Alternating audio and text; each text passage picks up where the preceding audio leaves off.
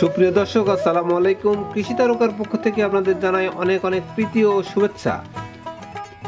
আমাদের আলোচনার বিষয় হলো করলা সবজির পুষ্টিগুণ, চাষ পদ্ধতি এবং এর অর্থনৈতিক গুরুত্ব সম্পর্কে বিস্তারিত জানানোর চেষ্টা করব।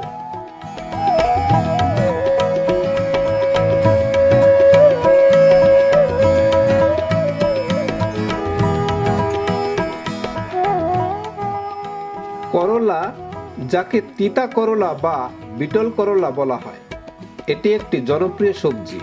এটি শুধু স্বাদের জন্য নয়, স্বাস্থ্য গুণের জন্যও বিখ্যাত। করলা রয়েছে প্রচুর ভিটামিন সি, অ্যান্টিঅক্সিডেন্ট এবং শরীরের জন্য প্রয়োজনীয় নানা উপাদান।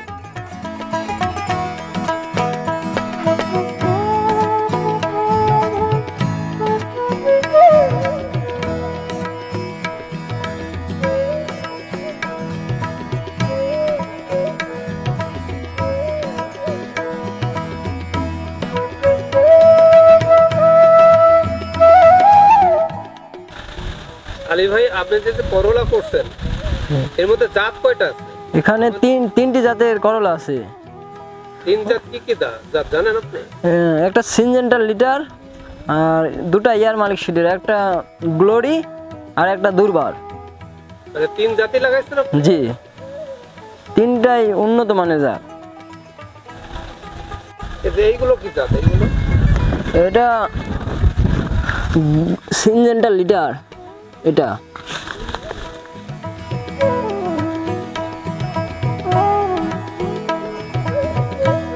এটা সিনজেন্টা কোম্পানির লিটার। জি, এই জাতটা। জি।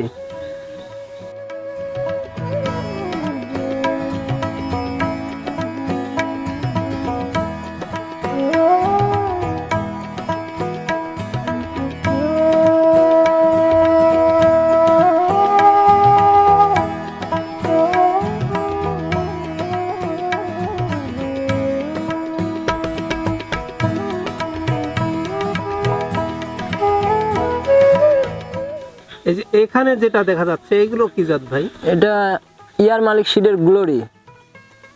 গ্লোরি। এটা গ্লোরি। এটা কি তিতা? এটা একটু তিতা আছে, মানে তুলনামূলকভাবে এটার বেশি তিতা। এটি বেশি তিতা।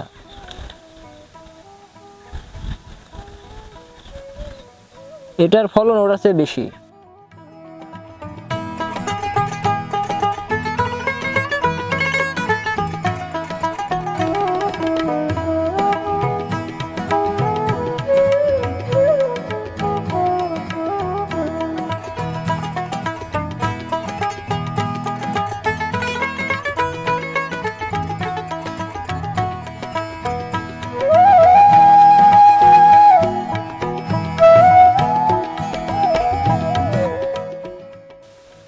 তো আপনার আরেকটা জাত কোনটা? এটা কোথায় আছে? ওই পাশে জানা না। এটা কোন জাত? এটা এটা হচ্ছে গ্লোরি, ওটা দুর্বার। দুর্বার। চলেন এবার দুর্বারটা দেখে আসি।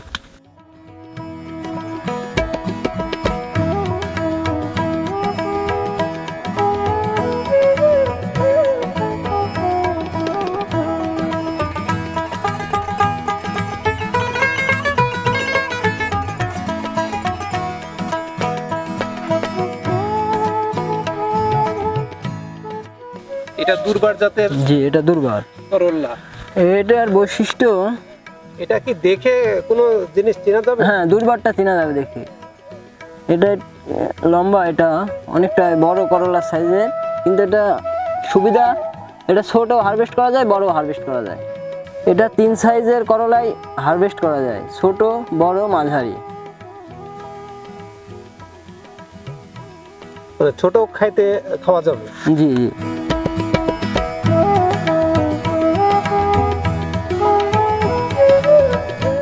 করলা চাষ খুবই লাভজনক।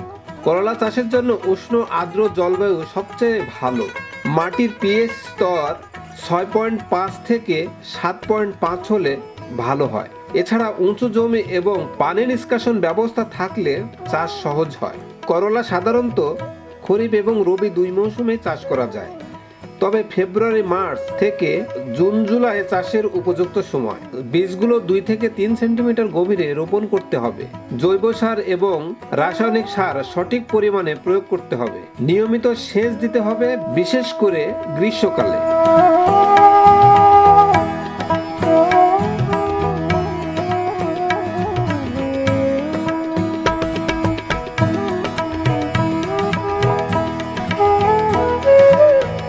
জি জি।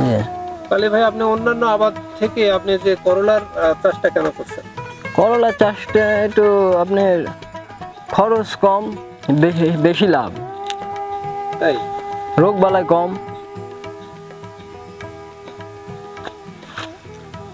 সাশ্রয়ী আবাদ। লাগানোর 2 মাসের মাঝে 45 দিন থেকেই জালি আসতে শুরু করে। 60 দিনে এটা হারভেস্ট করা যায়, একদম ফুল চালান থাকে 65 দিন থেকে। 100 দিন 110 দিন পর্যন্ত গাছ লাস্টিং করে। এটার বয়স কত? এটার বয়স 75 দিন। তার মানে আপনি আরো কিছুদিন পাবেন। হ্যাঁ, এখন 1 মাস পাবো। তো যখন শুরু করছিলেন তখন কি কোনো মানে মোড়কের কবলে পড়ছিলেন?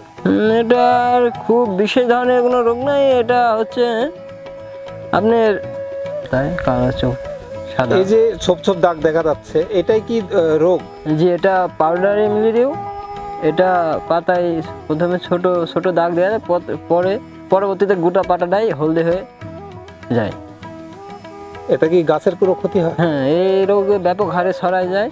এই সময় মতো ট্রিটমেন্ট না নিলে বা স্প্রে না করলে এটা মারাত্মক ক্ষতি হতে পারে। আপনি কি প্রতিষেধক দিয়েছেন? জি, এটা প্রতিষেধক আমি দিয়েছি। পোকামাকড় এবং রোগের হাত থেকে বাঁচানোর জন্য কীটনাশক এবং বালাইনাশক ব্যবহার করতে হবে। করলা শুধু দেশি বাজারেই নয়, আন্তর্জাতিক বাজারেও রপ্তানি হয়। এর ফলে কৃষকরা ভালো দাম পায়। তাছাড়া উৎপাদন খরচ কম এবং ফলন বেশি। হওয়ায় এটি কৃষকদের জন্য লাভজনক। করলা রক্তে শর্করা মাত্রা নিয়ন্ত্রণ করে, হজমে সহায়তা করে এবং ত্বক ভালো রাখে। এটি ডায়াবেটিস রোগীদের জন্য বিশেষ উপকারী।